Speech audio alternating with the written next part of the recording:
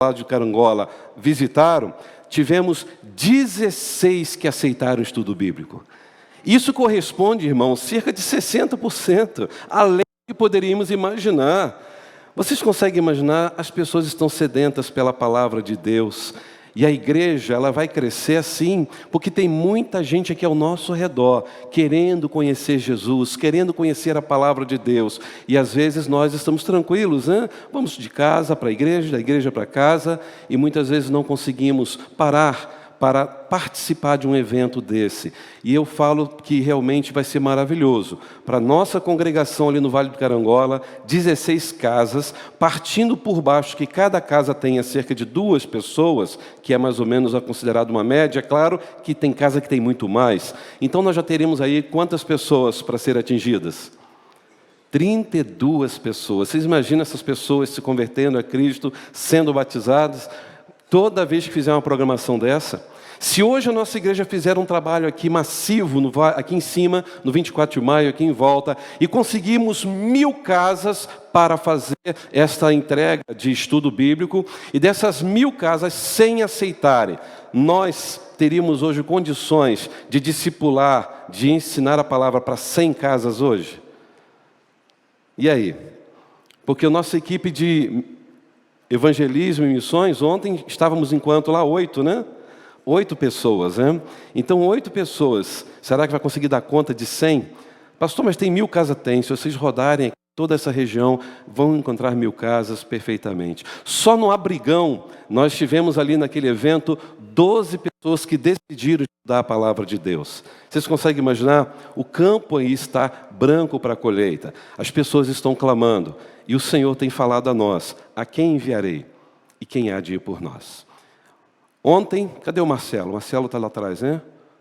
Marcelo, está lá em cima, Marcelo. Foi ontem, né? Sexta-feira, né? Um amigo do Marcelo, Marcos Vinícius, 32 anos, né? Ele morreu, infarto fulminante. 32 anos. Vocês conseguem imaginar quantas pessoas estão morrendo diariamente ao nosso redor? As pessoas precisam conhecer Jesus. Nós temos esse tesouro e nós precisamos anunciar Cristo. Marcelo, nós vamos orar agora, nesse momento, pedindo o consolo de Deus sobre os familiares do Marcos Vinícius. Tá bom? Feche os seus olhos. Obrigado, Senhor, pela vida. Obrigado por tudo que aconteceu ontem à noite, no culto de posse do ministro de música, irmão Júlio. Mas que agradecemos também, ó Deus, pelo trabalho tão lindo que aconteceu ali no Vale do Carangola. São 16 casas, Senhor. Casas que precisam conhecer Jesus como único, eterno e suficiente Salvador. Senhor, obrigado por cada irmão que ali participou. Obrigado, porque nós temos esse privilégio como igreja, de anunciar a Cristo. É um privilégio para nós, é uma honra para nós, poder transmitir aquilo que transformou a nossa história, o Evangelho da graça de Jesus Cristo. Agora, Senhor, em especial, colocamos a vida, Deus, de cada familiar, cada amigo do Marcos Vinícius, tão jovem, cheio de sonhos, com uma vida inteira pela frente, e acabou perdendo a vida, Deus, num infarto fulminante. Ó Deus, derrame o bálsamo sobre cada coração, que somente o Teu Espírito Santo, Senhor, é capaz de neutralizar esta dor. Palavras podem ser bonitas, ó Deus, mas o Teu Espírito Santo é o nosso intercessor existencial. Só Ele entende o que estamos passando. Só Ele que pode falar contigo com gemidos inexprimíveis. Por isso, Senhor, que o Teu Espírito Santo fortaleça esta família, em nome de Cristo. E agora, Senhor, ao lermos a Tua palavra, nós cremos que, mais uma vez, o Senhor falará conosco. Usa minha vida como instrumento em Tuas mãos, para que o louvor, a glória, a honra, o domínio e o poder sejam dados tão somente ao nome de Cristo, a razão da nossa vida. E é nesse nome que nós oramos. Amém e amém. Quero convidar você a abrir a sua Bíblia em 1 Samuel. 1 Samuel, capítulo 17, a princípio, verso 45 a 47. A vocês que nos acompanham pelas redes sociais, que Deus abençoe a sua vida de uma forma muito especial. E o meu desejo é que você possa estar junto conosco aqui, para sentir este calor da comunhão da igreja. Vocês são muito bem-vindos a estarem aqui na Rua Teresa, número 150. E a você, mais especificamente, você sabe que eu estou falando, né? Meu amigo da internet, que você possa estar com o coração aberto agora, nesta manhã, para ouvir o que o Espírito Santo de Deus quer falar ao teu coração. 1 Samuel, capítulo 17, diz assim o verso 45. Davi, porém, lhe respondeu: Tu vens a mim com espada, com lança, com escudo, mas eu venho a ti em nome do Senhor dos Exércitos, o Deus dos exércitos de Israel, a quem tens afrontado. Hoje mesmo o Senhor te entregará na minha mão, ferir-te-ei e tirar-te-ei a cabeça. Os cadáveres do arraial dos filisteus darei hoje mesmo às aves do céu e às feras da terra, para que toda a terra saiba que há Deus em Israel. E para que toda esta assembleia saiba que o Senhor salva, não com espada, nem com lança, pois do Senhor é a batalha, e Ele vos entregará em nossas mãos. Do Senhor é a batalha, Ele vos entregará em nossas mãos. Meus queridos irmãos, aqui está um capítulo bem longo que narra aquilo que aconteceu, não só com Davi, mas também com seus irmãos, com o rei Saul e com o filisteu Golias lá no vale de Elá. E para quem não sabe a história, os filisteus eram moradores daquilo que chamamos hoje de faixa de Gaza, porque foi de lá que surgiu justamente este tal gigante Golias, se é que podemos chamá-lo de gigante, porque na verdade ele não era gigante, porque em momento algum no texto original, você pode ler o texto inteiro, você só vai ver o texto chamando ele de guerreiro gigante, ou grande guerreiro, na expressão hebraica, um guerreiro forte, mas um guerreiro de uma estatura um pouco mais elevada. Quando se pensa em gigante, você pensa naquele filme Terra dos Gigantes, que as pessoas eram pequenininhas e aqueles gigantes enormes. Então, na verdade, não tem palavra gigante aqui nesse texto. O que a Bíblia fala aqui, que ele realmente era um pouco maior do normal. Ele tinha cerca de 6 côvados mais um palmo. E se for o côvado que era medido na cidade de Gate, ali na faixa de Gaza, naquela época, naquele contexto, isso somando daria em cerca de 2,38 metros de altura. Era de fato um guarda-roupa, mas não era um gigante. Era de fato alguém muito grande, pronto para jogar basquete. Mas ele era um homem que chamava atenção, até porque a média da estatura do povo do Oriente Médio era de 1,60 m. Então, uma pessoa com 1,60 m, perto de alguém como eu, com 1,90 m, já se sente pequeno, não é mesmo? Ou não? Mas há pessoas que têm 1,60 m, quando vão olhar alguém com 2,38 m, vai dizer o quê? É um gigante. Como disse uma criança para mim uma vez no culto infantil. Ela olhou para mim, uau, pastor, o senhor é um gigante, hein? Então, na verdade, não era um gigante, mas era um homem de alta estatura. Mas a grande questão aqui, independente do tamanho dele, que este guerreiro que era bem alto, ele desafiou o exército de Israel. Ele zombou, ele afrontou o Deus de Israel. E por incrível que pareça, os soldados, os fortes homens de Saul, o rei Saul, fizeram o quê? Fugiram de medo. Estavam desesperados em ter que encarar este grande guerreiro filisteu. E de repente, quando chega este jovem chamado Davi, ele vem ao acampamento por ordem do seu pai para levar alimento para os seus irmãos que estavam ali defendendo a honra de Israel e do Deus de Israel, entre aspas, né? Ele de repente chega e escuta o que estava acontecendo, e aquilo incomodou o coração de Davi, tão jovem, um adolescente ainda, magricelo, sem nenhuma estrutura física para ser um grande guerreiro. E diz o texto que logo quando ele escuta aquela afronta daquele homem guerreiro filisteu, ele se dispôs a enfrentar aquele guerreiro. Ele falou, não, isso não vai ficar assim não, é inadmissível alguém zombar do meu Deus. Irmãos, e nós conhecemos bem essa história, porque Davi venceu esta batalha. Mas é nesse ponto dessa narrativa que eu quero compartilhar com os irmãos com os amigos algumas lições. Meus queridos irmãos, o fato que nós temos que entender de início é que todos nós lidamos a cada momento da nossa existência com situações e circunstâncias que são maiores que as nossas forças. E quem sabe nesta manhã você também não esteja passando por uma situação assim. Você está enfrentando algo maior do que a sua força. Nós lidamos com situações que muitas vezes não sabemos o que fazer e muitas vezes nós não temos forças para fazer o que deve ser feito. E eu diria à luz desse texto que nós também lidamos com forças maiores que as nossas, que são insolentes, atrevidas, ameaçadoras, que nos intimidam, que nos afrontam e que até nos humilham e em alguns momentos até nos esmagam como uma barata debaixo dos pés de alguém. E de acordo com esse texto, o desafio de Davi nesse texto é nos mostrar que gigante é tudo aquilo que é mais forte do que nós. Que gigante é tudo aquilo que se interpõe em nosso caminho para nos ameaçar. Que gigante é tudo aquilo que nos tenta paralisar na fé a ponto de apequená-la, desafiando a nossa coragem e nos jogando no chão. Gigante, irmãos, pode ser uma circunstância. Pode ser uma pessoa, pode ser um relacionamento, pode ser um sentimento, pode ser até mesmo uma doença que chegou na sua vida e ela se agigantou diante das suas forças para enfrentar essa situação. Algumas vezes, esses gigantes estão fora de nós, mas outros, nós mesmos criamos no nosso laboratório do medo dentro da nossa mente.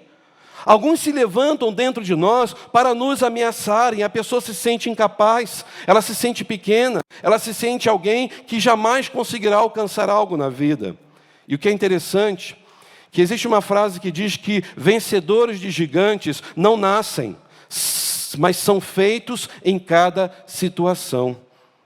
Vencedores de gigante não nascem. Você não nasceu vencendo o gigante ou qualificado para vencer o gigante. Mas os vencedores de gigante, ou seja, de situações difíceis, são feitos de acordo com a situação de cada momento da nossa vida. Eu gosto muito de lembrar dessa frase, que ela é muito batida, muito conhecida, daquele famoso cientista de Ohio, o Dr. Thomas Edison, que ele disse o seguinte: as nossas vitórias são construídas de 10% de inspiração e 90% de transpiração. Eu acho que cada vez que eu saio do púlpito eu tenho esses 90%, né? De transpiração. Os irmãos não imaginam como que é uma batalha aqui em cima do púlpito. Porque é a hora que Satanás mais quer trabalhar para que você não escute a palavra. Esta hora da pregação da palavra de Deus é a hora que as pessoas têm um desejo de mexer em celular. É uma hora que parece que tomou muita água e quer ir ao banheiro o tempo todo, ou conversar com alguém, ou até mesmo cochilar. O Satanás, ele é sujo, ele quer lutar o tempo todo. Então, é uma batalha travada, mas ele já está derrotado pelo nome de Jesus Cristo. É por isso, meus irmãos, que para vencer gigantes, nós temos que ir à luta, temos que parar de dar ibope para o mal e ter a certeza de que o Deus poderoso, o Deus de Davi, é o Deus que também lutará a nossa batalha. E com toda certeza, nós sairemos vitoriosos, porque Deus nos chamou para sermos mais do que vencedores em Cristo Jesus. É por isso que aqueles que confiam no Deus onipotente, mesmo se sentindo fraco, é destinado a vencer, é destinado a ser honrado, não porque ele merece, mas porque a glória é para o nome do Senhor. E mesmo que sofra, você e eu vamos experimentar aquilo que Deus tem prometido na sua palavra: eu estarei com vocês todos os dias, até a consumação dos séculos. Deus tem todo o poder para nos fazer triunfar. Você pode repetir isso comigo? Deus tem todo o poder para nos fazer triunfar. Meus irmãos, esse texto que nós lemos mostra então uma batalha que era comum naquela época. Era uma batalha de enfrentamento corporal, e isso acontecia sempre. E diz a história bíblica que os históricos inimigos de Israel se acamparam no alto de uma montanha. E assim Saul, rei de Israel, até então, ele convocou os seus soldados, os melhores soldados, alinhou todos eles do outro lado da montanha. Então, de um lado está o exército filisteu, do outro lado o exército de Israel, e no meio dessas duas montanhas ficava um vale, vale propício para a batalha, vale de enfrentamento corporal, vale chamado Vale de Elá. E nesse momento, do lado dos filisteus, aparece aquele grandalhão. E naquele momento, um homem grande, aquilo já dava um impacto para aqueles outros soldados de média de 1,60 m. E diz que ele estava fortemente armado. Na frente deste Golias tinha um escudeiro. E o que é incrível que quando você olha os pesos na Bíblia, você vai ver que a armadura de Golias pesava mais ou menos em torno de 50 a 60 quilos. Imagine pegar um saco de cimento de 50 quilos e colocar no seu corpo como uma armadura. Pois é, ele tinha porte físico para isso. Diz o texto bíblico que a ponta da sua lança pesava cerca de 8 quilos. Segurando uma lança de 8 quilos, o camarada tinha que ser forte. Então esse cidadão se achava realmente o último biscoito do pacote. Então ele afrontou o exército de Israel quando viu aquele monte de tampinhas ali. Falou assim, é isso aí que eu vou lutar? E ele começou a afrontar aqui. Vocês não vão me derrotar, e muito menos o Deus de vocês. Ele afrontou o Deus de Israel. E ele diz o seguinte, olha, vocês não precisam nem lutar, é só mandar um homem de vocês que queiram me enfrentar, e quem vencer nessa batalha, o povo que este guerreiro perder, vai seguir o outro, ou seja, vai ser escravo. Agora eu pergunto a vocês, quem teria coragem? Quem olhando para aquele homem grandalhão, bem armado, bem preparado, só de levantar o muque aqui, já batia no rosto, a pessoa desmaiava. Vocês conseguem imaginar? Meus irmãos, sabe por quantos dias Golias fez isso? Zombando de Deus e zombando do povo de Israel? 40 dias. E mais, o texto fala que foi 2 vezes por dia. Logo foram quantas vezes? 80 vezes, durante 40 dias, ele desafiando os soldados de Saul, desafiando o próprio Saul, rindo de Saul, porque Saul tinha mais ou menos 1,80 m, era um pouquinho maior, porque a Bíblia diz que ele era aquele garoto de revista, bonitão, alto, mas não era igual ao Golias. E todos estavam ali com as pernas bambas de medo. O que estava dando vantagem é que tinha um vale ali entre eles, né? Que se de repente o Golias fizesse, ele já corriam. Eles iriam arriscar descer o vale de Elá. E nesse momento que está todo mundo tenso, tremendo ali, agora, vai você, eu não, vai você, eu não. Saul, vai você, eu também não. Chega Davi, trazendo um lanchinho. E eles chegam no acampamento. Ele estava exatamente procurando os irmãos dele. Olha, papai mandou trazer o lanche, o que está acontecendo aí? E ele começou a olhar. E quando ele viu que algo estava estranho ali, ele pergunta, gente, pode me explicar o que houve? Estou sentindo uma tensão aqui nesse lugar, né? E aí começaram a falar que aquele guerreiro estava há 40 dias afrontando o Deus de Israel, o povo de Israel, e isso 2 vezes por dia, que era um guerreiro imbatível, um guerreiro invencível, um louco, somente um louco teria coragem de ir lá encarar aquele homem, forte guerreiro Golias. Então o melhor era o quê? Fugir. Quando Davi escutou aquilo, Davi falou, puxa vida, eu enfrentei um urso antes, Deus me deu vitória. Eu enfrentei um leão antes, Deus me deu a vitória. Eu vou lá, Deus me deu vitória e Ele vai me dar a vitória. Irmão, sabe qual a diferença de Davi? Davi era um homem cheio do Espírito Santo de Deus. Se vocês olharem lá no capítulo anterior, no capítulo 16, ele foi ungido por Samuel para ser o futuro rei. E ele foi então na fé do Deus poderoso. Então Davi disse o seguinte, quem este incircunciso pensa que é para afrontar o exército do Deus vivo e o Deus vivo deste exército? E foi nessa atitude daquele jovem adolescente, sem nenhuma estrutura física, que nós vamos entender nesta manhã, pelo menos algumas lições para a nossa vida cristã e para a nossa vida pessoal. A primeira lição, eu quero destacar que nesse mesmo capítulo de 1 Samuel 17, veja o verso 24 e 25, por gentileza. Eu aprendo aqui que se nós queremos vencer os grandes desafios da nossa história, nós precisaremos parar de dar ouvido aos pessimistas. Paremos de dar ouvido aos pessimistas. Diz o que no verso 24? E todos os homens de Israel, então não eram alguns, eram todos, vendo aquele homem, fizeram o quê? Fugiam. Tomados de quê? Essa expressão no hebraico, sabe o que é?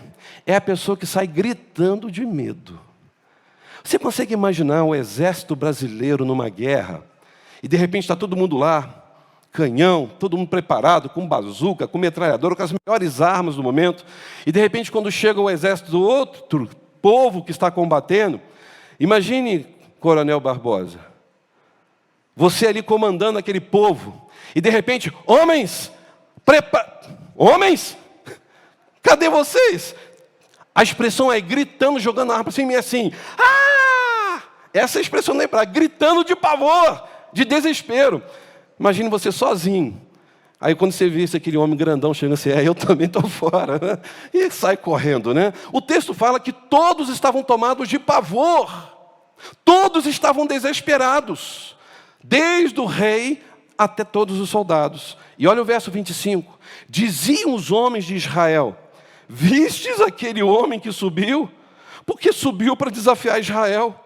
Ao homem que o matar, o rei vai acumular de grandes riquezas, e lhe dará até a sua filha, e fará livre a casa do seu pai em Israel. Eu fico pensando, se eu estivesse ouvindo isso, tá bom, ele vai me dar a filha para eu casar, e eu vou ficar com dinheiro, mas morto? Eu não vou aproveitar nada, eu vou morrer. Aquele gigante realmente é um gigante pelo meu tamanho. Não dá. Eu não quero o dinheiro do rei, muito menos casar com a filha dele. Então ninguém estava querendo lutar, mesmo Saul oferecendo todas essas coisas. Meus irmãos, sabe o que eu vejo nesse texto? Pessimista é o que mais nós temos ao nosso redor. Às vezes, nós fazemos parte desses pessimistas. São aqueles que sempre usam a boca para dizer que não tem jeito. São aqueles que olham para a crise e dizem, acabou, ponto final. São aqueles que dizem o seguinte para o seu casamento, seu casamento não tem mais jeito, é coisa do passado. Já decretam a falência, é melhor realmente separar. Sabe, queridos, eu não sei se você lida com pessoas assim, que está o tempo todo dizendo, não tem condições, você não vai conseguir. E só quem nunca enfrentou desafios na vida é que vão dizer que não podem vencer aqueles desafios. Mas quem já enfrentou sabe que não é fácil, mas é possível. Meus irmãos, quando eu olho para isso, eu fico pensando naquela história muito conhecida daquele pai que, para sustentar a sua família, ele começou a fazer lanche. E ele começou a vender na beira da estrada da sua casa, colocou ali uns tamboretes, uma tábua, e assim começou a vender o lanche que ele fazia muito bem feito. E diz a história que as vendas começaram aumentando. Aumentaram de tal maneira que as pessoas paravam os carros e faziam fila, porque era o melhor lanche que tinha naquela região. E todos compravam. E foi assim que ele foi sustentando a sua família, conseguiu enviar o seu filho para a faculdade, e ele sempre ligava para o seu filho, filho, as coisas estão melhorando, filho. Filho, graças a Deus, papai está indo muito bem. Sabe o que eu fiz, filho? Além de te ajudar a ir na faculdade na cidade, papai conseguiu comprar um local, estou terminando a construção de uma mercearia, bem aqui, onde eu vou vender meu lanche e vou vender outros produtos também. E estou aqui na autoestrada, num lugar privilegiado, e mais, filho, está tudo quitado. Estou tendo muitos clientes. E foi naquele momento que o filho falou assim, papai, o senhor não tem escutado o rádio? Papai, o senhor não tem visto televisão? Filho, eu não tenho tido tempo. Papai, o senhor não tem lido pelo menos jornal para saber o que está acontecendo com o nosso país? O nosso país está numa recessão tremenda, papai. Papai, o senhor não sabe que a crise está grande? Que o desemprego está aumentando? Papai, é arriscado naquilo que eu estou ouvindo e estudando, alguém investir nesse tempo de crise. E aquele velho pai gaguejou e falou, puxa, meu filho, você está estudando, né? Eu estou pagando para isso, você está na cidade grande, você com certeza sabe o que está falando. Eu acho que eu vou parar mesmo de investir, vou tentar guardar alguma coisa. E ele parou. E sabe o que aconteceu? O seu empreendimento começou a dar marcha ré.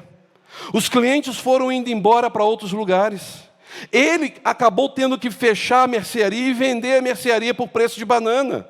E logo, logo ele ligou para o seu filho e disse, filho, você tinha razão, filho, a crise está feia mesmo. Meus irmãos, quando eu olho aqui, eu fico pensando, este pai estava enfrentando alguma crise? Não, mas ele deu ouvido ao quê? A palavra pessimista do seu filho. Irmão, se nós ficarmos dando ouvidos aos pessimistas, a crise vai ficar pior do que a gente possa imaginar.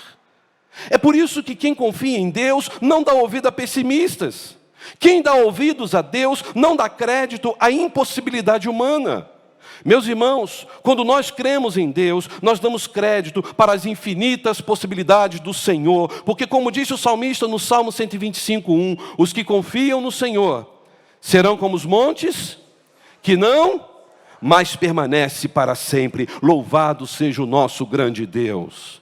Davi tinha essa certeza. Ele não deu ouvidos àqueles pessimistas soldados, medrosos, covardes, mas ele deu ouvido ao que Deus estava falando, o Deus que o fez vencer muitas vezes. E eu quero dizer para os irmãos nessa primeira lição, pare de dar ouvido aos pessimistas em nome de Jesus. Confie em Deus e você, por certo, vencerá. Se tiver que parar, é Deus quem vai falar com você, é Deus quem vai dar paz ao teu coração. Segunda lição. Nós aprendemos aqui com Davi que se queremos vencer grandes desafios na vida, nós temos que parar também de supervalorizar as teorias do retrovisor. Será que você não é dessa pessoa que vive do passado? Sempre quando tem uma crise, você sempre pensa naquilo que aconteceu lá atrás. Veja comigo nesse mesmo capítulo, agora no verso 14. Vamos entender um pouco mais a história. Davi era o mais moço, a ideia do texto original era o caçula, o menorzinho da casa. E os 3 maiores, que era normal para aquela época, seguiram quem? Saul. Mas Davi ia e voltava de Saul para apacentar as ovelhas do seu pai em Belém. Acredita-se que nesse texto aqui, Davi foi aquele momento de tocar harpa, quando Saul estava com aquele espírito mau. Mas veja comigo o seguinte, a função de Davi era apacentar o quê? Ovelhas. De quem? Do seu pai. E diz o verso 16 que chegava-se, pois, o filisteu pela manhã e à tarde e apresentou-se por 40 dias. Sabe o que está acontecendo aqui? Quando Abner, quem era Abner? Comandante do exército de Saul. Quando ele foi à casa de Jessé, que era o pai de Davi, para convocar os soldados de guerra, porque eles iam de casa em casa fazendo isso, quem que ele chamou? Os 3 filhos maiores, os mais velhos. Eliabe, que era o mais velho, o primogênito, Abinadab, o segundo filho, e Samar, o terceiro filho. Mas quem era Davi? O caçula, o menor, um garotinho. Meus irmãos, o que Davi fazia na vida? Pastor de ovelhas. Ficava ali no deserto de Belém. Cuidava de umas poucas ovelhas, não eram muitas ovelhas, porque ele era um adolescente. Provavelmente Davi tinha aqui entre 13 a 14 anos. Vocês conseguem imaginar?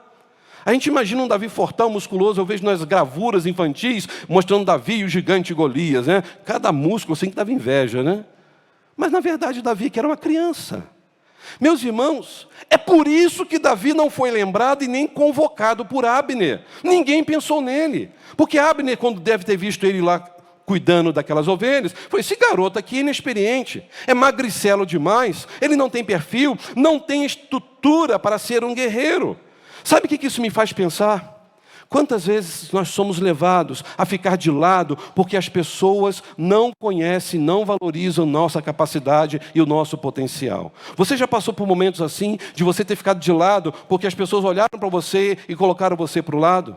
Não sabem o que você pode produzir, julgam a sua vida só pelo que viram. E aí as pessoas, quando são jogadas por lado, elas ficam amarguradas, porque acham que ninguém vai dar oportunidade para ela trabalhar, porque aquela pessoa é incapaz, ela não vai ter condições de assumir esta função. Isso não é ruim, isso não machuca o coração. O grande problema aqui é que diante das situações assim, existem pessoas que passam a vida com esse sentimento, na lei do retrovisor. E aí a pessoa diz: puxa, eu nunca tive chance. Puxa, ninguém nunca me deu oportunidade, eu nunca avancei. As pessoas não confiam no meu potencial. Meus pais nunca puderam pagar um colégio particular para mim. É por isso que eu nunca avancei na vida. E aí assim, a pessoa só olha para trás, vive a vida no campo das desculpas, olhando pelo retrovisor aquilo que aconteceu. Eu quero dizer uma coisa para cada um aqui nesta hora: as pessoas que mais triunfaram na vida não nasceram em berços de ouro. As pessoas que mais venceram, triunfaram na vida, não nasceram em berço de ouro. E eu acho incrível que eu gosto de ler algumas biografias que nós temos em nosso país, e creio que você já vai saber de quem eu estou falando já já. Uma dessas biografias é a respeito de um menino que nasceu no interior de Minas Gerais, na cidade de Diamantina. Sua mãe, professora pública com um pequeno salário, seu pai, um caixeiro viajante. Diz a história da vida desse menino brasileiro, mineiro, que quando seu pai morreu, ele era ainda muito pequeno. A sua mãe, com um pequeno salário de professora pública, não conseguia mantê-lo. Então ele precisou ir para Belo Horizonte, arrumou um emprego no telégrafo e, por ser muito dedicado aos estudos, ele passou para o curso de medicina. E diz que quando ele começou a estudar, ele estudava muito e começou a trabalhar num lugar que vendia então legumes, frutas, e ele estudava sentado em caixas de tomate para conseguir ir bem na faculdade de medicina. E diz a história que ele conseguiu concluir o curso e ele foi para a Alemanha após o curso para se qualificar mais, para a França. E quando ele voltou de lá, ele entrou para a política aqui no Brasil. Ele foi eleito prefeito, depois governador, depois deputado federal. E em 1956, ele foi eleito presidente da República Federativa do Brasil. No dia 21 de abril de 1960, como presidente, ele inaugurou Brasília, no coração do Cerrado brasileiro. Qual é o seu nome? Juscelino Kubitschek. Se Juscelino Kubitschek ficasse olhando para o seu passado, para a sua origem, para a perda que ele teve do seu pai, ele jamais teria sido o que ele foi. Meus irmãos, nós precisamos parar de ficar lamentando as dificuldades do passado de nossas vidas, porque ninguém olhou para a gente, porque ninguém acreditou na gente. A gente tem que parar de viver nessa teoria do retrovisor. Nós temos que olhar para aquilo que Deus colocou em nossas mãos para fazer agora, fazer o melhor, se dedicar, consagrar mais nossa vida ao Senhor, parar de viver uma vida de pecado, uma vida que a pessoa está na igreja buscando a Deus, sai da igreja, entra no mundo do pecado. Tem que ter identidade espiritual, precisa saber o que você quer da vida. É olhar para Deus e saber o seguinte: o meu Deus me ouvirá, o meu Deus lutará a minha luta, mas eu tenho que fazer a minha parte. Irmãos, Deus abençoou Moisés e deu para ele um cajado simples, e diz o texto sagrado em Êxodo 3, que aquele cajado foi chamado de cajado de Deus. Deus deu a Davi capacidade de trabalhar com cajado e com funda para ser um simples pastor, mas foi com essas simples ferramentas, instrumentos do seu trabalho, que Davi teve a vitória. E quem deu essa vitória não foi a capacidade de Davi, mas foi o Deus de Davi. Meus irmãos, como aquele menino que tinha 5 pães e 2 peixinhos, simples, não podia alimentar aquela multidão, mas ele consagrou nas mãos de Jesus, e nas mãos de Jesus o milagre acontece, alimentou multidão, e todos viram a manifestação da graça e da glória do Senhor. Sabe, queridos, nós temos a facilidade de olhar as dificuldades, nós temos que olhar para as possibilidades de Deus. Talvez chegou a hora nesta manhã de você sair da teoria do retrovisor. Deus tem um chamado para a sua vida, quem sabe para missões, para o ministério pastoral, mas você está sempre olhando para o seu passado. Em nome de Jesus, viva o novo de Deus a partir de hoje. Ele está aqui e Ele quer que você pare de olhar para o seu passado de dor. Olhe para Cristo, autor e consumador da sua fé. Terceira lição, eu aprendo com Davi aqui, que se queremos vencer grandes desafios na vida, precisaremos saber lidar com as críticas. Irmão Júlio, você gosta de ser criticado em algum momento da sua vida? Falei, irmão Júlio, você cantou aqui hoje, mas eu acho que você cantou um tom abaixo. Não, eu cantei certo. Cantou não, irmão, irmão precisa ver isso melhor. Não, eu cantei certo. Não cantou, irmão. Alguém gosta de ficar recebendo críticas? Ainda mais quando a crítica é destrutivas. Veja o que vai acontecer com Davi e de quem surgirá as críticas. Verso 28, vamos ler? Eliabe, quem ele era? O que diz o texto? Seu irmão mais velho. Ouviu quando ele falava aqueles homens, porque ele levou o lanche e viu que o seu irmão estava ali. Pelo que ficou muito feliz de ver seu irmão.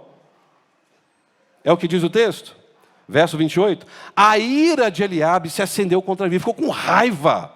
Ele disse o quê? Por que você desceu aqui? A quem deixaste aquelas pouquinhas ovelhas no deserto?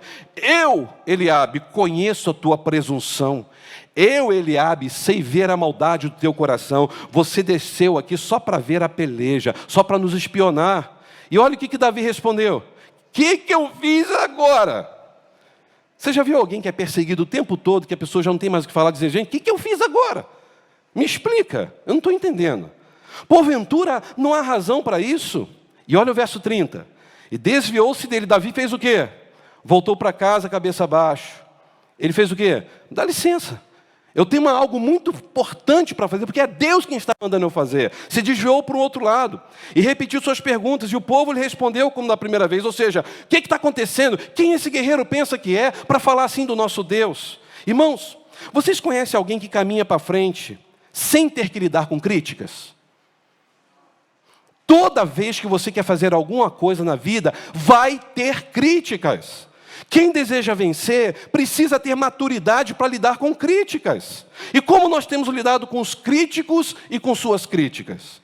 Temos tido maturidade? Eu não estou falando aqui de uma crítica boa. Aquela crítica que vem de um amigo, que quer o nosso bem, que quer nos pôr para cima. Não é isso que eu estou dizendo. Eu estou falando daquela crítica injusta, caluniosa, que sempre quer nos depreciar, nos humilhar, nos machucar. Como nós lidamos com pessoas assim? Quem sabe você não é essa pessoa que sempre está criticando o seu marido. Nunca vê nada bom nele. Sempre criticando a sua esposa, nunca vê nada de bom nela.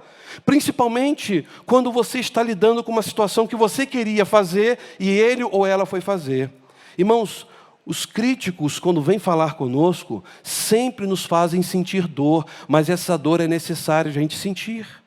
E o pior, a pior dor é quando a gente recebe crítica de pessoas que deveriam estar do nosso lado.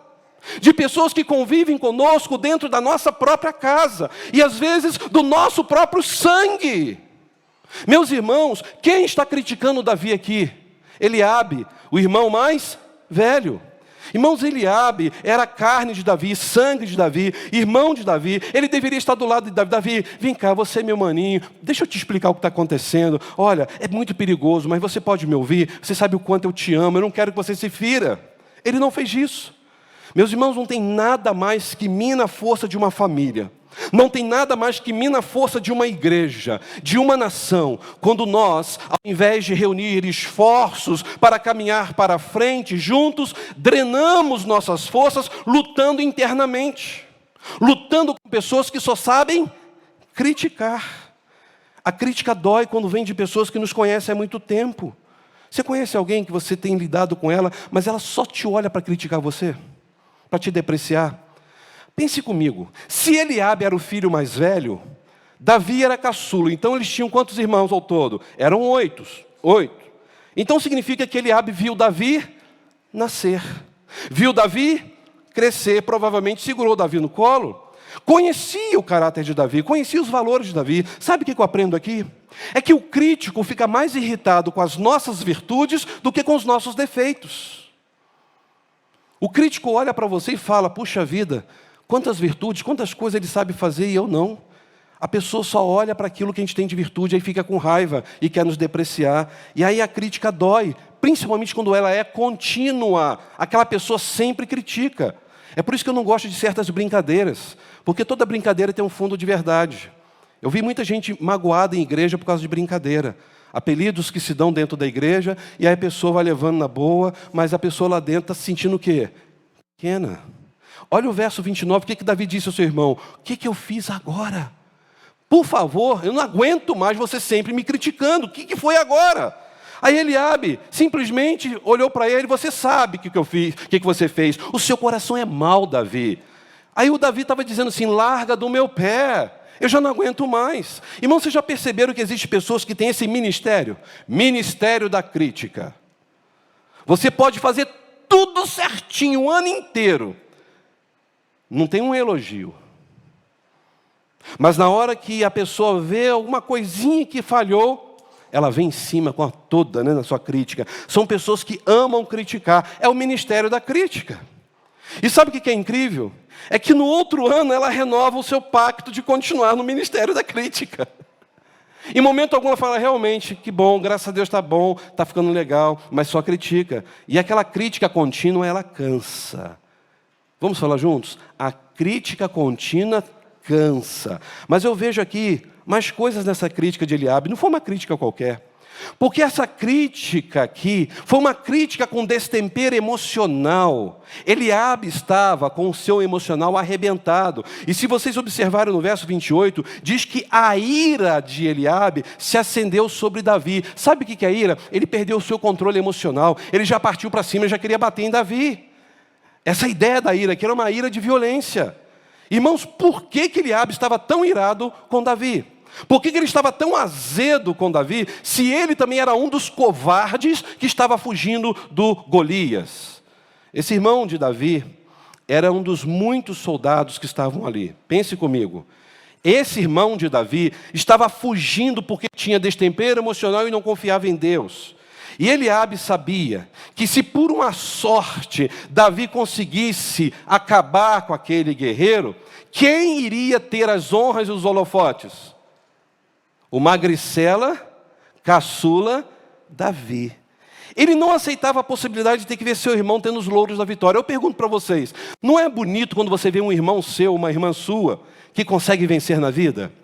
Você fala, nossa, estou orgulhoso. Você vai lá na formatura, você, gente, conseguiu comprar uma casa melhor, um carro melhor, que lindo, eu estou orgulhoso de você. E isso deveria ser natural. Mas o que acontece com Eliabe, irmãos? Não foi só porque Davi estava ali, o negócio é um pouquinho mais lá atrás. Sabe o que acontece? Eliabe estava fazendo julgamento aqui, se colocando no lugar de Deus, porque ele estava falando, eu conheço o seu coração, eu sei a intenção do seu coração, somente Deus sabe o que nós estamos pensando. Ele estava assim porque ele estava ferido, ele estava mordido. Meus irmãos, quando a gente olha aqui no capítulo 16, que é o capítulo anterior, a gente vai entender que Davi foi ungido por Samuel para ser o novo rei. Agora preste atenção, para entender o sentimento de Eliabe. Quando o profeta Samuel chegou na casa de Jessé para ungir um dos seus filhos, os filhos de Jessé como rei, quem foi que o profeta avaliou primeiro? Eliabe. Porque o profeta tinha que avaliar o filho mais velho. Então, quando Samuel olhou para Eliabe, ele pensou, aí o ungido do Senhor. Camarada, é capa de revista, é bonitão. Bom, Senhor, achei. Deus falou o que com Samuel? Devagar. Nananina, não. Você está olhando a casca, só o verniz. Você só olha a aparência, Samuel. Entenda uma coisa, Samuel. Eu, o Senhor, vejo o coração. Olha 1 Samuel 16, verso 7. Enquanto o ser humano olha a aparência, Deus olha o coração. Ou seja, Deus está olhando o teu coração. Somente Deus sabe quem você é e o que você está passando na sua história. Sabe o que Deus estava dizendo para Samuel? Samuel, por trás desse guarda-roupa aí, desse bonitão, tem um coração covarde. Você não está vendo, Samuel? Por trás dessa capa toda tem alguém que é crítico, mal resolvido consigo mesmo. Esse camarada nunca vai servir para ser rei. Mas Deus não estava falando isso com Samuel, porque ele não podia falar. Deus estava vendo, e é isso que Eliabe era. E Samuel falou, tá bom, Senhor, estou aqui para te obedecer. Vou para o segundo filho.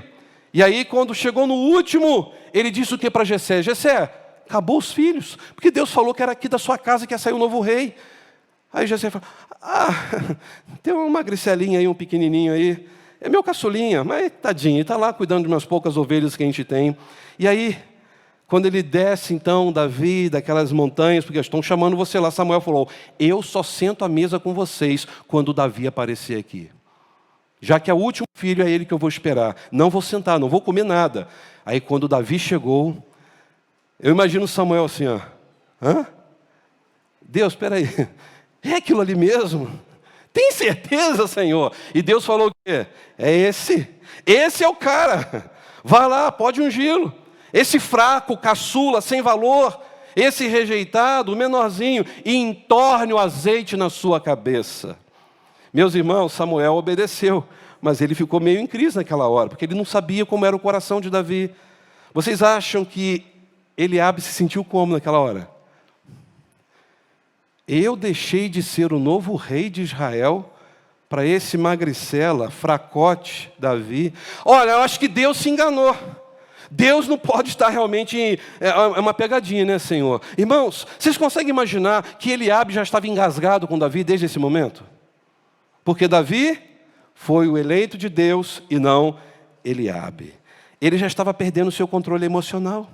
Ele não tolerava outra pessoa brilhar no seu lugar, muito menos o seu irmão caçulinha. É por isso que naquele momento ele tentou humilhar seu irmão em público. Davi, o que você está fazendo aqui, Davi? Cadê aquelas pouquinhas ovelhas? Ele só sabe cuidar de ovelha, gente. É um pouquinho, nada. Cadê, Davi? Saia daqui. De onde você está vindo? Você tem que cuidar daquelas ovelhinhas. Você não tem capacidade de enfrentar esse guerreiro Golias. Você é criança, aqui não é lugar de brincar. Sabe o que Eliabe estava dizendo? Menino, recolha-se da sua insignificância. Menino, você é um pastorzinho sem significado nenhum para a gente. Vai embora, o seu papel foi feito, trouxe lanche, cispa daqui. Sabe o que eu vejo aqui? Que se eu e você começarmos a olhar para os críticos da nossa vida e ficar dando ibope para eles, nós iremos também perder o foco. A gente tem que olhar para Deus. A gente tem que ter certeza daquilo que Deus está mandando a gente fazer. Irmãos, a gente perde tempo brigando com pessoas que vêm nos criticar. A gente gasta tempo com essas pessoas, a calma com essas pessoas, a saúde emocional e espiritual com essas pessoas. A gente perde a alegria ao lidar com pessoas assim. A gente perde a paz, o sono, o apetite por causa de pessoas assim. E pior, eles sempre vão nos tirar da frente da batalha. Eles sempre vão querer tirar de nós aquilo que Deus está fazendo em nós e através de nós. Então Davi teve uma atitude sensata. Eu não quero bater boca com você. Diz o verso 30, ele se desviou, foi para o outro lado e continuou querendo saber, porque o seu foco era o quê? Obedecer a Deus. Meus irmãos, Davi nos ensina que se nós não desviarmos dos críticos, nós vamos perder o foco. Em nome de Jesus, pare de dar ibope aos críticos de plantão, foque no que Deus tem para a sua vida e creia que no tempo certo, Deus te dará a vitória. Entenda isso, consagre sua vida ao Senhor. Busque a presença de Deus, santifique-se cada dia mais e Deus conduzirá a história da sua vida. Para encerrar nesta manhã, eu aprendo com Davi que se queremos vencer os grandes desafios da vida, nós precisaremos nos aperfeiçoar naquilo que fazemos de bom. Imagine, irmão Adelto, quando você terminou o seu curso, a faculdade, se você falou, não vou fazer mais nada, só isso. Quantas vidas você já não abençoou com tantas cirurgias? Mas se você falar, eu não tenho capacidade para isso, porque me falaram que eu não ia conseguir. Sabe o que eu entendo aqui? Eu entendo que se nós temos feito alguma coisa que Deus nos deu essa capacidade, nós precisamos fazer o melhor. Nós temos que nos esmerar mais. Olha o que diz o verso 38. E vestiu a Davi, o que Saul fez? A sua própria armadura. E pôs-lhe sobre a cabeça um capacete de bronze, o vestiu de uma couraça. E Davi cingiu a espada sobre a armadura, procurou em vão andar, porque não estava acostumado com aquilo. E então disse Davi a Saul que eu não posso andar com isso, porque eu não estou acostumado. E Davi tirou tudo aquilo sobre si. Vocês imaginam eu pegar o meu terno aqui agora e chamar o João? João, veste aqui meu terno, você vai pregar hoje. Você imagina aquela calça comprida caindo dos cantos, as mangas assim do terno, né? Não tem sentido. Agora pegar a couraça de Saul, a espada de Saul. Sabe o que Saul estava querendo? Eu vou fazer com você o que eu quero. Irmãos, nós temos que fazer na nossa vida o que Deus quer. E sabe o que eu vejo aqui? Olha o verso 40. Então Davi jogou tudo aquilo para o chão e falou, Saul, me desculpe, eu não vou usar nada disso. Tomou na mão o seu cajado, escolheu do ribeiro 5 pedrinhas, e pô-lo no alforje de pastor que ele trazia, a bolsa, né, que ele tinha, tomando a sua mão afunda, e foi-se então em direção ao filisteu. Sabe que cena engraçada? Saul percebeu que aquele menino queria lutar. Eu imagino Saul falando assim, bom, já que ele quer morrer, então vai, né? Pode ir. Pelo menos ele para de ficar falando aqui no nosso ouvido. Provavelmente Eliabe deve ter falado, Saul, deixa, é -1 para a gente ficar enchendo a paciência. Aí o que Saul quis fazer? Eu vou capacitar Davi do meu jeito. Davi falou, não. Quem vai me capacitar é Deus. Irmão, Saul era manequim 50, o mais alto de Israel. Davi era manequim 36, bem pequeno. Então, quando Saul colocou as armaduras em Davi, ele nem se mexia. É por isso que ele falou, não dá, eu vou pegar e vou fazer aquilo que eu sei fazer de melhor. E o que Davi fazia de melhor? Ser pastor. Vou pegar o cajado, vou pegar a bolsa, vou pegar as pedras, a funda, e eu vou correr em direção a esse grande Golias. Irmãos, não está no texto, mas eu posso pressupor que Davi, com aquelas parafernália de pastor, ele disse, olha, desse negócio eu sou doutor, desse negócio eu sou pós-graduado, desse negócio eu entendo. Sabe o que isso me ensina? Eu e você temos que ser bons naquilo que nós fazemos. Se você faz salgadinho, você tem que fazer o melhor salgadinho de Petrópolis. Pode ter certeza, sempre você vai vender. Não vai ficar um no seu estoque. Mas se você vende aquele salgadinho que é mais gordura do que salgado, rachado, um salgado que não tem nem sabor direito, mas você faz porque você quer colocar mais trigo, que é barato ali na hora, e você quer ganhar muito dinheiro, você não vai ter lucro, você não vai ter sucesso. Se você faz aquele lanche lá na esquina, faça o melhor. Entenda uma coisa, se você fizer o melhor, você será o melhor fazedor de lanche de Petrópolis. A sua loja vai ficar lotada. Ah, o movimento está ruim, pode ser longe, as pessoas vão lá para comer, porque é o melhor. Se você hoje quer ter uma vida melhor, pare de ser medíocre no que você faz. Você precisa se qualificar naquilo que você é bom. Se você é um eletricista, seja o melhor eletricista. Pare de fazer gambiarra. É o melhor eletricista. É o nome de Deus que você vai honrar e Deus vai te honrar. Se você é um pedreiro, você tem que ser um pedreiro mais atualizado, que trabalhe. Aquele pedreiro que pega firme, não é aquele que trabalha 1 a 2 horas, vai para o banheiro, volta, deita um pouquinho, volta e fica enrolando uma obra. Seja o melhor, faça com qualidade, nunca faltará emprego para você e você será bem-sucedido. Sabe qual é o problema? Eu quero ser um professor. Você não lê, não se qualifica mais.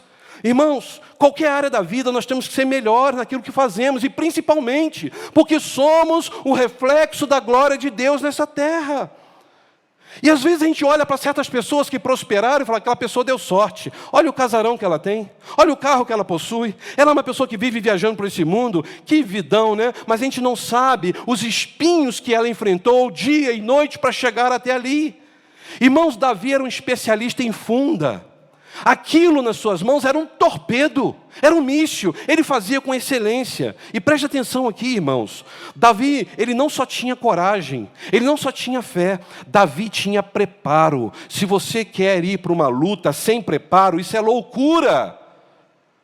Você conseguiria hoje ir para um centro cirúrgico e o seu cardiologista falasse assim, olha, eu vou mexer nas artérias, nas veias, eu vou mexer em tudo aqui, mas eu só quero te avisar uma coisa, não fique preocupado com o meu diploma ali na parede, porque eu tirei nota 6 em cirurgia de coração. Mas assim, eu tenho me sobressaído bem, tá bom? Eu confesso que algumas matérias eu colei, e eu estou com o YouTube aqui na minha frente, a internet está boa, caso eu tenha dúvida eu consulte. O que você vai fazer? Pode operar, doutor, abra o meu peito. Você vai fazer, doutor, passar muito bem, Deus abençoe, ó. Você vai colocar a sua vida na mão de alguém que não é bom naquilo que faz? A pessoa recebeu o diploma de medicina. Aí quando você vai ver o histórico dela, as notas, você fica assim, Jesus, esse eu não quero. Você tem que ser o melhor. Às vezes a pessoa está estudando, ela está estudando só para ter diploma. Deus vai cobrar isso de você, seja o melhor na escola. Ah, a matéria é difícil porque o celular é mais importante do que você estudar. É difícil porque você dá mais crédito para os seus amigos, para ficar saindo toda hora, do que ler e devorar livros, estudar. É isso que nós temos que entender. É como você querer derrubar uma árvore com um machado cego. Isso é loucura. Você precisa gastar tempo, investir tempo afiando o machado, porque isso não é tempo perdido. Quando o machado estiver bem afiado, aquilo vai ser rápido. Agora, se é as coisas de Deus, a gente não pode fazer sem preparo, sem oração. Eu vou dar uma aula de escola bíblica dominical, pego a revista sábado à noite, já virando de meia-noite para 1h. Amanhã eu falo que vem ali, Deus vai me abençoar. Eu sei, eu entendo muito bem. Isso é irresponsabilidade com as coisas de Deus.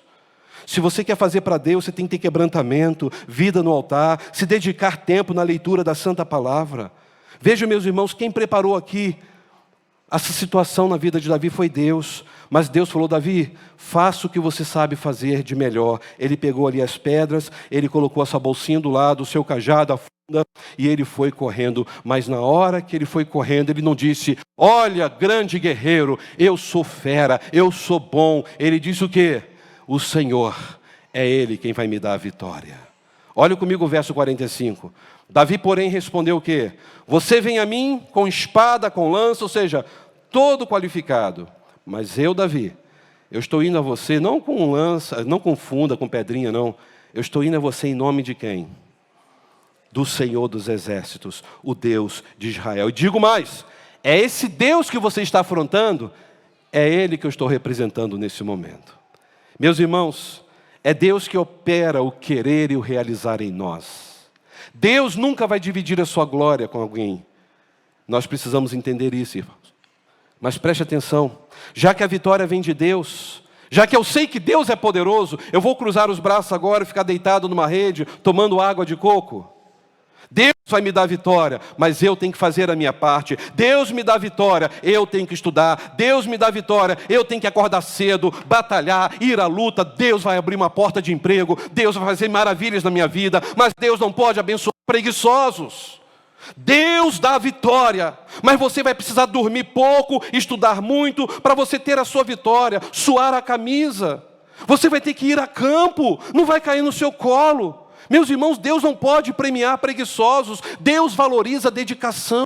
Olha o verso 24 que diz que todos fugiram do Golias. E agora no verso 48, Davi também está correndo, mas de medo? Não, em direção ao grande problema de Israel. E ele gritava com ousadia, com coragem. Ele dizia, eu sei quem é o Deus da minha vida. Ele vai lutar esta batalha. E Deus lutou, e Deus deu a vitória para ele. Ah, meus irmãos, sabe o que eu aprendo com Davi nessa parte final? Que o vencedor, ele tem pressa para vencer. Você quer vencer na vida? Não fique esperando o dia de amanhã, não. Vá à luta. Sacode a poeira.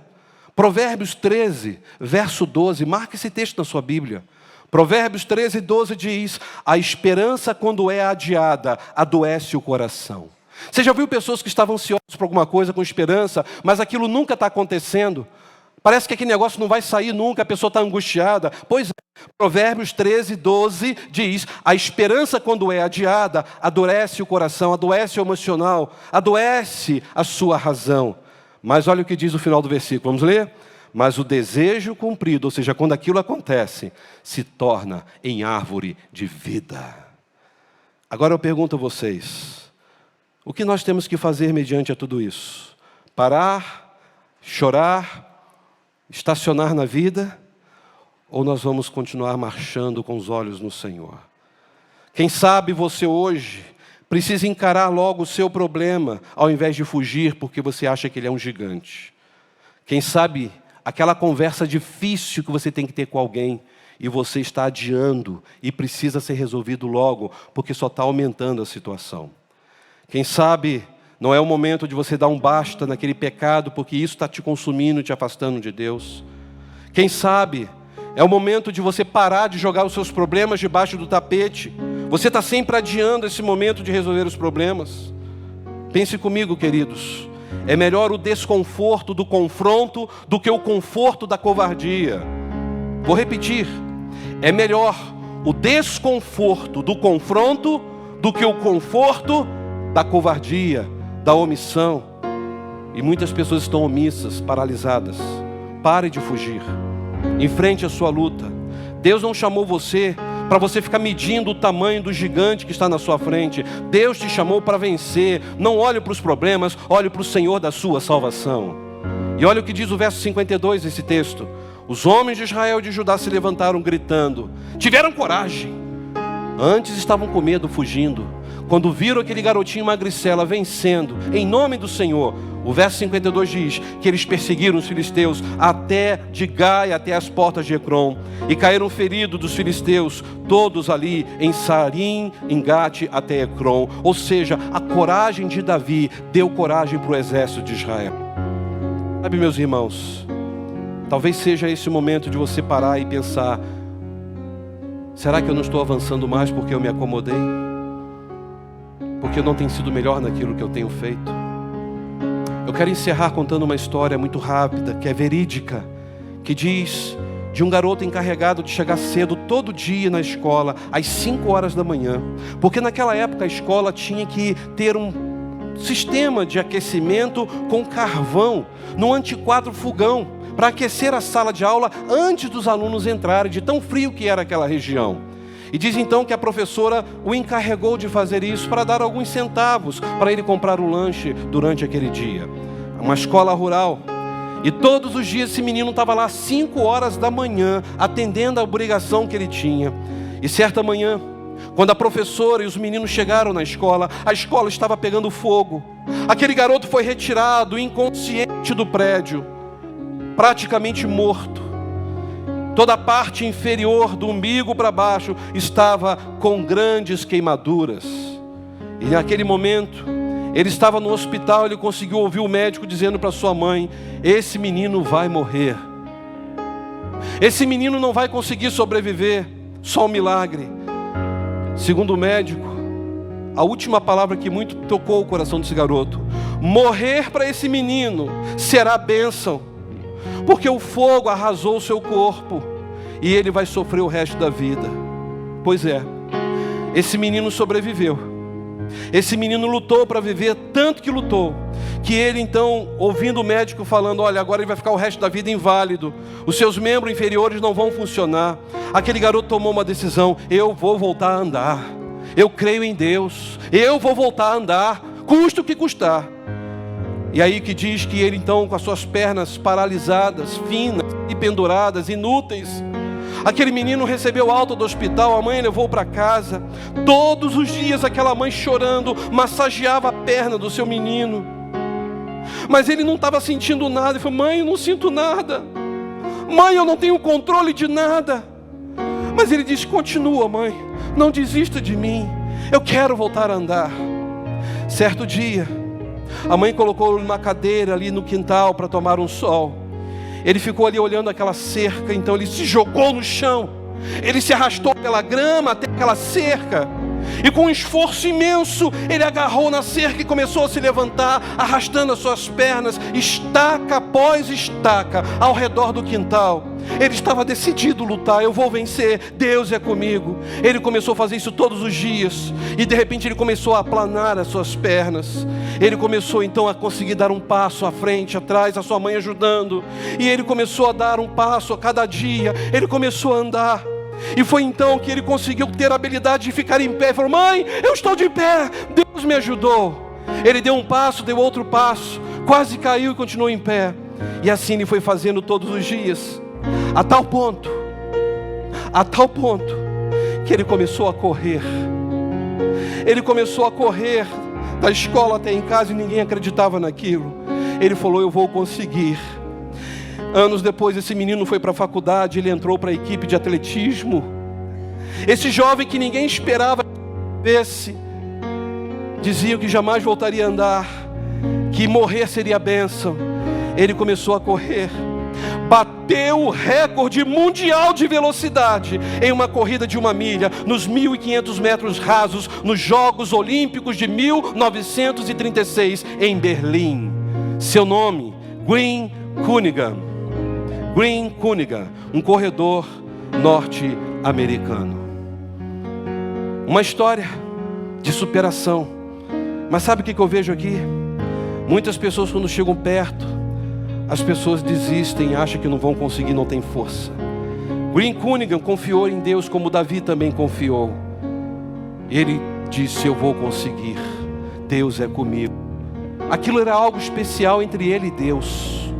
Meus irmãos, o que Deus tem falado ao nosso coração nesta manhã? Pare de dar ibope para os pessimistas. Pare de viver na lei do retrovisor. Pare de ficar simplesmente olhando para as críticas daqueles que não gostam de você. Mas confie no Senhor e creia que Deus faz o impossível acontecer. Deus, Ele tem a última palavra. Deus pode, porque Ele te ama, Ele cuida de nós. O que Deus quer é um coração quebrantado. O que Deus quer é uma vida consagrada.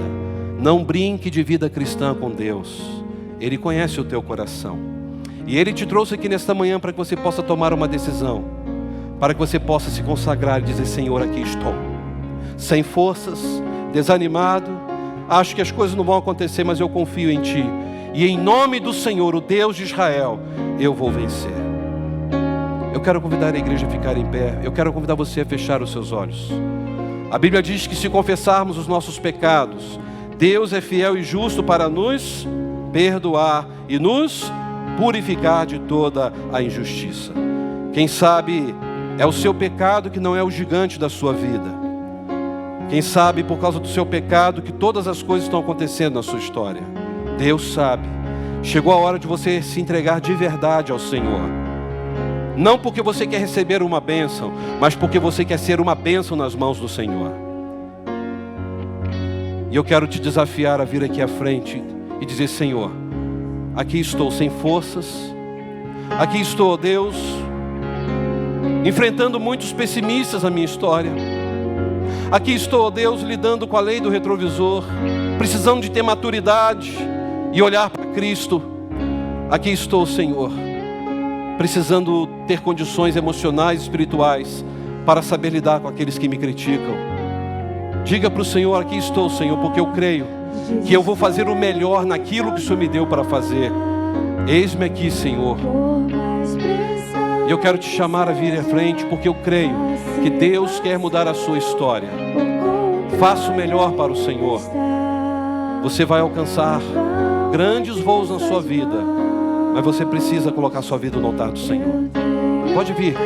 Nada é irrecuperável para Deus. Nada é impossível para o Senhor. Aquele relacionamento que você tem perdido muito tempo, angustiado com ele, hoje isso pode ser resolvido em nome de Jesus. Aquele pecado que se transformou num pecado de estimação, você não consegue vencer. É a hora de você vencer isso e dizer: Senhor, eu não quero mais viver uma vida de erro, de pecado. Eu consagro minha vida a Ti. Venha. A sua família, o seu casamento, os seus filhos. Venha e diga: Senhor, eu preciso vencer essa batalha. Ajude-me, Senhor. Muitas coisas se agigantaram diante de mim, mas eu confio em Ti. Venha. Há um coração quebrantado e contrito, Deus não despreza. Eu não quero demorar, mas eu preciso orar por você. Chegou a hora de você poder agir como Davi agiu. Desviar dos críticos e focar naquilo que Deus tem para a sua história. Você crê nisso? Que bom te ver aqui. Essa irmã que esteve no CTI e falaram que ela não ia poder andar mais. Olha só, essa aqui é uma prova viva do milagre de Deus. Bom, de um dia para o outro, né? Estava no CTI com os rins paralisados, mas ela confiou no Senhor. Louvado seja o nome do Senhor. Vem aqui à frente e diga: Senhor, nada é impossível para Ti. Mas talvez essa guerra, você que é o gigante. De repente é você que está maltratando a sua esposa. É você que está maltratando o seu esposo. Então é você que precisa pedir perdão agora. Venha aqui à frente. O Senhor pode restaurar a sua vida. Ele tem poder. Ele está neste lugar. Eu vou encerrar. Vamos louvar ao Senhor. Louve ao Senhor. Todavia me alegrarei, ainda que a figueira não floresça. O choro pode durar uma noite. Louve ao Senhor. Que a figueira não floresça e não haja frutos na vide e o produto da oliveira. O que você vai fazer? Todavia me alegrarei. O Deus da nossa salvação. Se alegre em Deus. Ele cuida da sua vida. Todavia me alegrarei. Ele faz nova todas as coisas. Venha. Pode sair do seu lugar. Eu quero orar por você. O choro dura uma noite. Eu não sei das suas lágrimas, mas Deus sabe. Venha. Ela vem pela manhã. Você crê nisso? Eu creio. Davi creu. Eu creio. Davi se consagrou a Deus e Davi foi bem sucedido. O choro dura uma noite, mas a alegria ela vem pela manhã. Eu creio, eu creio. Ainda que a figueira não floresça e não haja frutos na vide, que o produto da oliveira minta, todavia eu me alegrarei, todavia eu me alegrarei, todavia eu me alegrarei.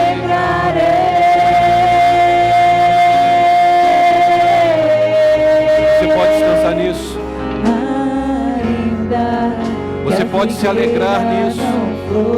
Nosso Deus é o Deus da nossa alegria, é o Deus do perdão, é o Deus do recomeço, é o Deus do impossível.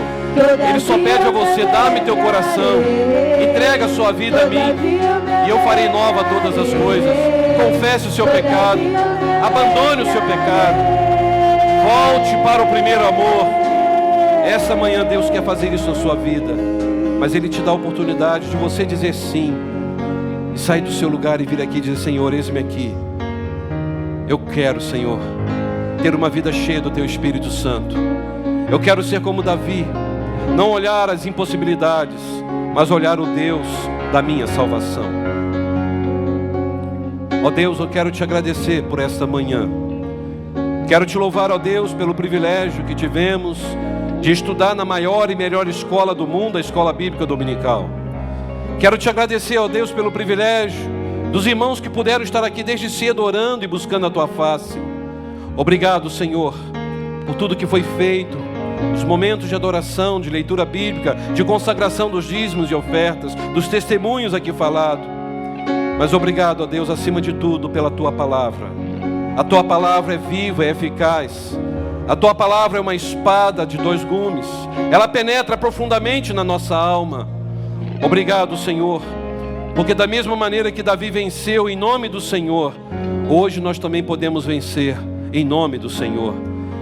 Mesmo, Deus, que essa luta termine no final da nossa vida, a nossa maior vitória é ter a vida eterna contigo nos céus.